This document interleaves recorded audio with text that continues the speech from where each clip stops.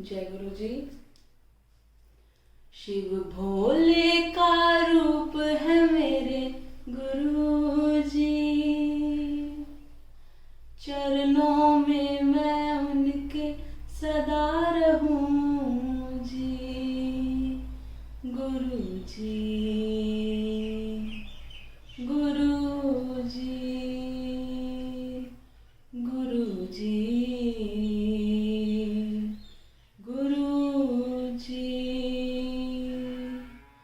ओम नमः शिवाय, शिव जी सदा सहाय।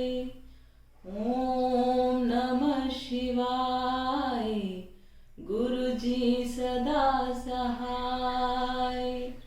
शिव जी सदा सहाय, गुरु जी सदा सहाय। जय गुरु जी।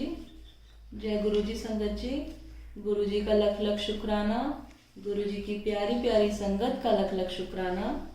संगत जी, कल हमने महाशिव पुराण कथा का 21वें और 22वें अध्याय का श्रवण किया था, जिसमें शिव नाम जप तथा भस्म धारण की महिमा, त्रिपुंड के देवता और स्थान आदि का प्रतिपादन। आज हम संगत जी 23वें और 24वें अध्याय का श्रवण करेंगे। बोलो गणपति महाराज की जय, भोलेनाथ भंडारी की जय, गुरु जी महाराज की जय। रुद्राक्ष धारण की महिमा तथा उसके विविध भेदों का वर्णन। सूत जी कहते हैं, महाप्राज्ञ महामते शिव रूप शौनक, अब मैं संक्षेप से रुद्राक्ष का महात्म्य बता रहा हूँ, सुनो। रुद्राक्ष शिव को बहुत ही प्रिय है, इसे परम पावन समझना चाहिए। रुद्राक्ष के दर्शन से, स्पर्श से तथा उस पर जप करने से वह समस्त पापों का अपहरण करने वाला माना गया है। मुने, पूर्व काल में परमात्मा शिव ने समस्त लोगों का उपकार करने के लिए देवी पार्वती के सामने रुद्राक्ष की महिमा का वर्णन किया था। बोलो शंकर भगवान की जय। भगवान शिव बोले, महेश्वरी शिवे, मैं तुम्हारे प्रेमवश भक्तों के हित की कामना से रुद्राक्ष की महिमा का वर्णन करता हूँ, सुनो। महेशनी, पूर्व काल की बात है, मैं मन को संयम में रखकर हजारों दिव्य वर्षों तक घोर तपस्या में लगा रहा। एक दिन सहसा मेरा मन शुद्ध हो उठा। परमेश्वरी, मैं संपूर्ण लोगों पर उपकार करने वाला स्वतंत्र परमेश्वर हूँ। अतः उस समय मैंने लीलावश में ही अपने दोनों नेत्र खोले। खोलते ही मेरे मनोहर नेत्रपुटों से कुछ जल की बूंदें गिरी। आंसू की उन बूंदों से वहां रुद्राक्ष नामक वृक्ष पैदा हो गया। बोलो शंकर भगवान की जय। भक्तों पर अनुग्रह करने के लिए वे अश्रु बिंदु स्वार्थ भर भाव को प्राप्त हो गए। वे रुद्राक्ष मैंने विष्णु भक्त को तथा चारों वर्णों के लोगों को बांट दिए। भूतल पर अपने प्रिय रुद्राक्षों को मैंने गौड़ देश में उत्पन्न किया। मथुरा, अयोध्या, लंका, मल्याचल, सहरागिरी, काशी तथा अन्य देशों में भी उनके अंकुर उगाए। वे उत्तम रुद्राक्ष असहर पाप समूहों का भेदन करने वाले तथा श्रुतियों के भी प्रेरक हैं। मेरी आज्ञा से वे ब्राह्मण, क्षत्रिय, वैश्य हैं। ब्राह्मण, क्षत्रिय, वैश्य और शूद्र जाति के भेद से इस भूतल पर प्रकट हुए। रुद्राक्षों की ही जाति के शुभाक्ष भी हैं। उन ब्राह्मण आदि जाति वाले रुद्राक्षों के वर्ण श्वेत, रक्त, पीत तथा कृष्ण जानने चाहिए। मनुष्यों को चाहिए कि वे क्रमशः वर्ण के अनुसार अपनी जाति का ही रुद्राक्ष धारण करें। भोग और मोक्ष की इच्छा रखने वाले चारों वर्णों के लोगों और विशेषतः शिव भक्तों को शिव पार्वती की प्रसन्नता के लिए रुद्राक्ष के फलों को अवश्य धारण करना चाहिए।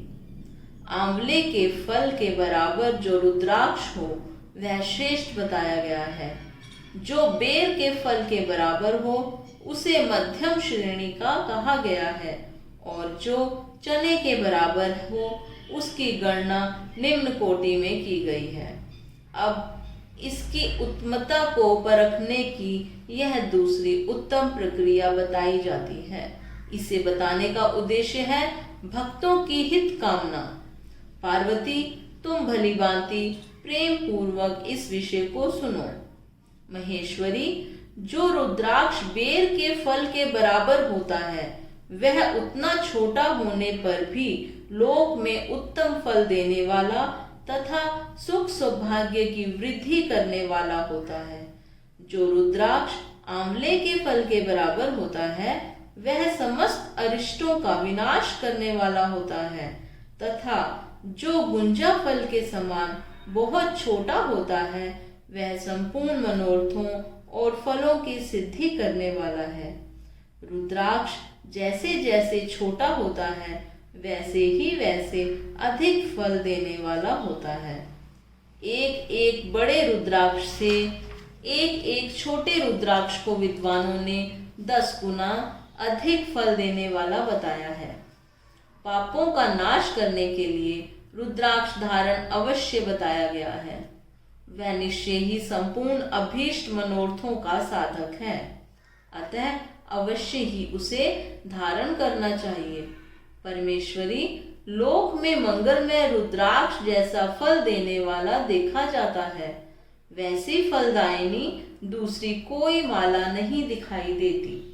देवी समान आकार प्रकार वाले चिकने मजबूत स्थूल कंठयुक्त उभरे हुए छोटे छोटे दानों वाले और सुंदर रुद्राक्ष अभिलक्षित पदार्थों के दाता तथा सदैव भोग और मोक्ष देने वाले हैं। जिसे कीड़ों ने दूषित कर दिया हो, जो टूटा फूटा हो, जिसमें उभरे हुए दाने ना हो, जो व्रण युक्त हो तथा जो पूरा पूरा गोल ना हो, इन 5 प्रकार के रुद्राक्षों को त्याग देना चाहिए। जिस रुद्राक्ष में अपने आप ही डोरा पिरोने के योग्य छिद्र हो गया हो वही यहाँ उत्तम माना गया है। जिसमें मनुष्य के प्रयत्न से छेद किया गया हो वह मध्यम श्रेणी का होता है। रुद्राक्ष धारण बड़े बड़े पातकों का नाश करने वाला है। इस जगत में 1100 रुद्राक्ष धारण करके मनुष्य जिस फल को पाता है उसका वर्णन सैकड़ों वर्षों में भी नहीं किया जा सकता। भक्तिमान पुरुष 550 रुद्राक्ष के दानों का सुंदर मुकुट बना ले और उसे सिर पर धारण करे। 360 दानों को लंबे सूत्र में पिरोकर एक हार बना ले। वैसे वैसे 3 हार बनाकर भक्ति परायण पुरुष उनका यज्ञोपवीत तैयार करे और उसे यथास्थान धारण किया रहे। इसके बाद किस अंग में कितने रुद्राक्ष धारण करने चाहिए यह बताकर सूत जी बोले, महर्षियों, सिर पर ईशान मंत्र से, कान में तत्पुरुष मंत्र से तथा गले और हृदय में अघोर मंत्र से रुद्राक्ष धारण करना चाहिए। विद्वान पुरुष दोनों हाथों में अघोर बीज मंत्र से रुद्राक्ष धारण करें। उदर पर वामदेव मंत्र से 15 रुद्राक्षों द्वारा गुथी हुई माला धारण करें अथवा अंगों सहित प्रणव का 5 बार जप करके रुद्राक्ष की 3, 5 या 7 मालाएं धारण करें अथवा मूल मंत्र नमः शिवाय से ही समस्त रुद्राक्ष को धारण करें। रुद्राक्षधारी पुरुष अपने खान पान में मदिरा, मांस, लहसुन, प्याज, सहिजन, लिसोड़ा आदि को त्याग दे। गिरिराज नंदिनी उमे श्वेत रुद्राक्ष केवल ब्राह्मणों को ही धारण करना चाहिए। गहरे लाल रंग का रुद्राक्ष क्षत्रियों के लिए हितकर बताया गया है। वैश्यों के लिए प्रतिदिन बारंबार पीले रुद्राक्ष को धारण करना आवश्यक है और शूद्रों को काले रंग का रुद्राक्ष धारण करना चाहिए। यह वेदोक्त मार्ग है। ब्रह्मचारी, वानप्रस्थ, गृहस्थ और सन्यासी सबको नियम पूर्वक रुद्राक्ष धारण करना उचित है। इसे धारण करने का सौभाग्य बड़े पुण्य से प्राप्त होता है। उन्हें पहले आंवले के बराबर और फिर उससे भी छोटे रुद्राक्ष धारण करें। जो रोगी हों, जिनमें दाने ना हों, जिन्हें कीड़ों ने खा लिया हो, जिनमें पिरोने योग्य छेद ना हो, ऐसे रुद्राक्ष मंगलाकांक्षी पुरुषों को नहीं धारण करने चाहिए। रुद्राक्ष मेरा मंगलमय लिंग विग्रह है।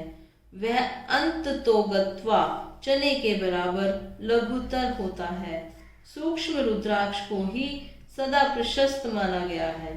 सभी आश्रमों, समस्त वर्णों, स्त्रियों और शूद्रों को भी भगवान शिव की आज्ञा के अनुसार सदैव रुद्राक्ष धारण करना चाहिए।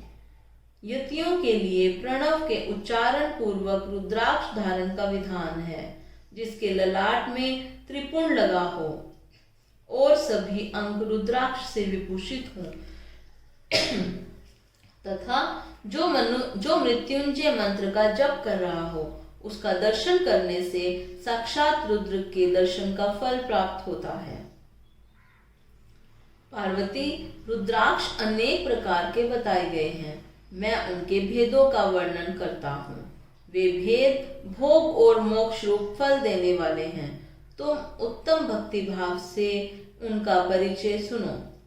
एक मुख वाला रुद्राक्ष साक्षात शिव का स्वरूप है। वह भोग और मोक्ष रूपी फल प्रदान करता है। जहाँ रुद्राक्ष की पूजा होती है, वहां से लक्ष्मी दूर नहीं जाती। उस स्थान के सारे उपद्रव नष्ट हो जाते हैं तथा वहां रहने वाले लोगों की संपूर्ण कामनाएं पूर्ण होती हैं। दो मुख वाला रुद्राक्ष देव देवेश्वर कहा गया है।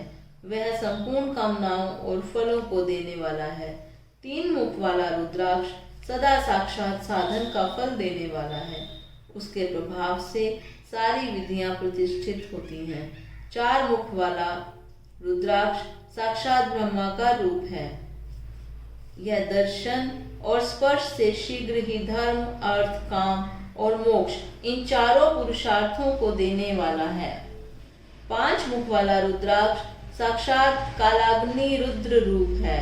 वह सब कुछ करने में समर्थ है, सबको मुक्ति देने वाला तथा संपूर्ण मनोवांछित फल देने वाला है।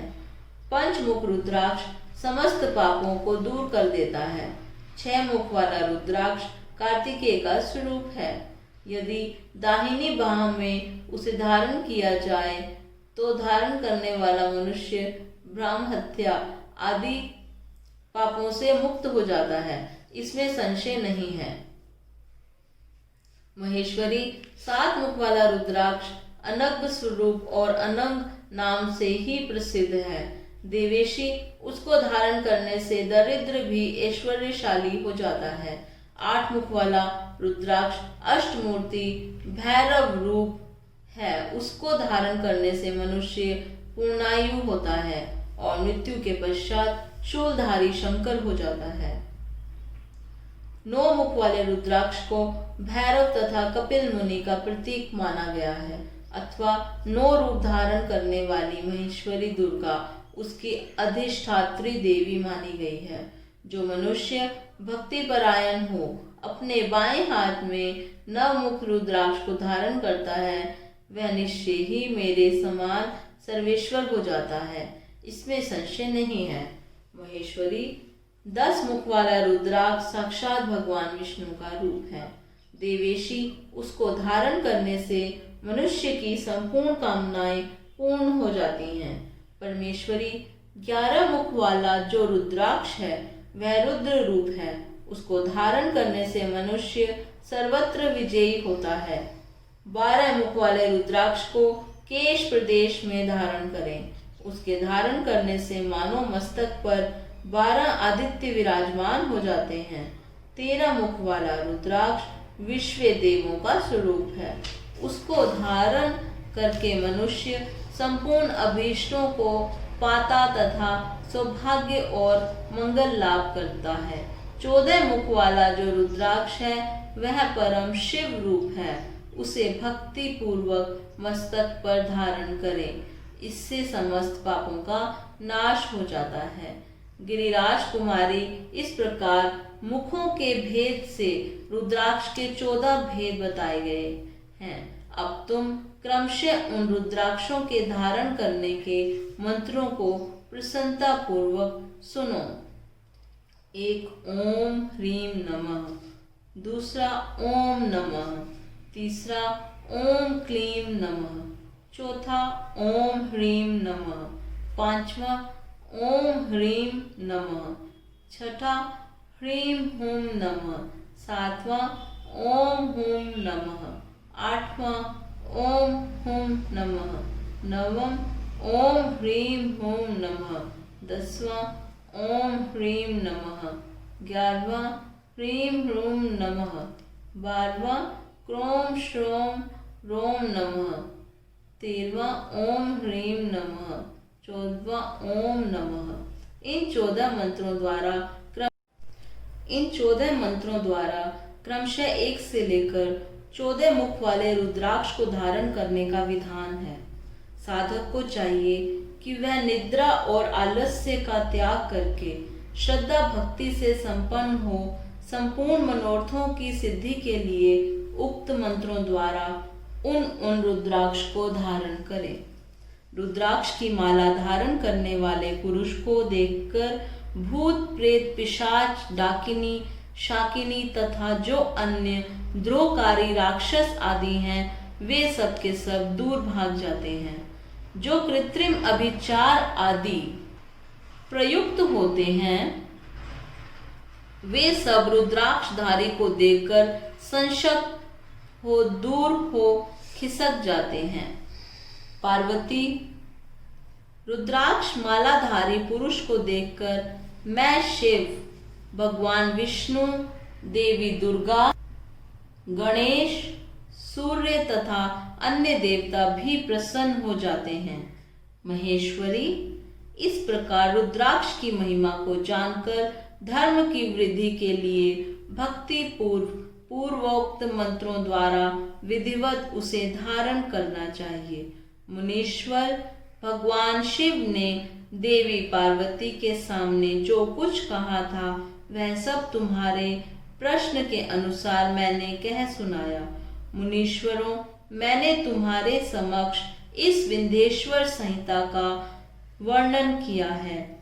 यह संहिता संपूर्ण सिद्धियों को देने वाली तथा भगवान शिव की आज्ञा से नित्य मोक्ष प्रदान करने वाली है। बोलो शंकर भगवान की जय, भोलेनाथ भंडारी की जय, गुरुजी महाराज की जय। इति श्री महाशिव पुराण 23वां अध्याय समाप्त। संगत जी, यहाँ पर हमारे महाशिव पुराण की विंध्येश्वर संहिता समाप्त होती है। कर्पूर गौरम करुणावतारम संसार सारम भुजगेंद्रहारम सदा वसंतम हृदयारविंदे भवं भवानी सहितं नमामि। भवं भवानी सहितं नमामि। ओम नमः शिवाय। हरि ओम नमः शिवाय। ओम नमः शिवाय। बोलो ओम नमः शिवाय। ओम नमः शिवाय। ओम नमः शिवाय। शिव जी सदा सहाय, हरि ओम नमः शिवाय। शिव जी सदा सहाय, बोलो ओम नमः शिवाय। ओम नमः शिवाय, हरि ओम नमः शिवाय। गुरु जी सदा सहाय, बोलो ओम नमः शिवाय। ओम नमः शिवाय, हरि ओम नमः शिवाय। ओम नमः शिवाय, ओम नमः शिवाय। शिव जी सदा सहाय, हरि ओम नमः शिवाय। गुरु जी सदा सहाय, हरि ओम नमः शिवाय। ओम नमः शिवाय, बोलो ओम नमः शिवाय। ओम नमः शिवाय, बोलो ओम नमः शिवाय। ओम नमः शिवाय, बोलो ओम नमः शिवाय। जय गुरु जी।